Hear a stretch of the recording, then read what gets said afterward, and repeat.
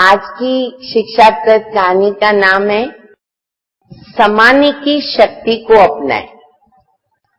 एक उच्च परिवार था, फैमिली थी। उनका एक लड़का था। लड़के की शादी हुई, घर में बहू आई और शादी के पहले दिन बहुत सारे मेहमान आए। शादी के दूसरे दिन भी घर में मेहमान रुके हुए थे, तो दूसरे दिन मेहमानों का भोजन बहू ने बनाया और भोजन में नमक ज्यादा हो गया।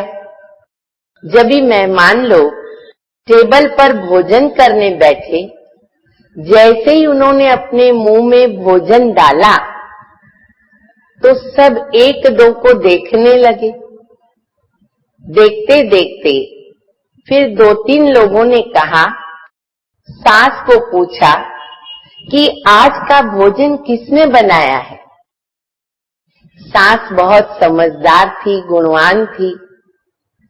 बहू को तो मालूम पड़ गया था कि नमक थोड़ा ज्यादा हो गया है, तो वो थोड़ा ऊपर नीचे हो रही थी। सास ने कहा कि भोजन तो प्रतिदिन जैसे मैं बनाती थी, आज भी मैंने ही बनाया है।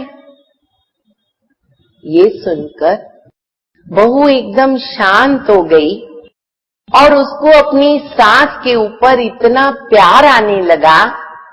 सोचने लगी कि मेरी सास कितना मुझे प्यार कर रही है, मेरी इज्जत को उसने कितना संभाला, मुझे बदनाम करने से बचा लिया।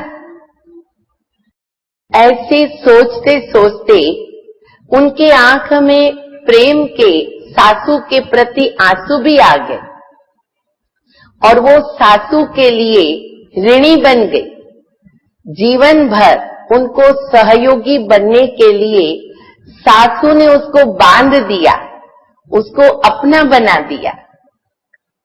इसीलिए कहते हैं कि धन से भी ज्यादा जो सद्गुण हैं, उनसे हमारी विजय निश्चित है और घर में भी सुख शांति बनी रहती है। धन का अभाव भी अभाव नहीं लगता। सद्गुणों से कई कार्य हमारे स्वतः ही सिद्ध हो जाते हैं। हमेशा ध्यान रखें कि सद्गुणों को जीवन में अपनाते जाएं।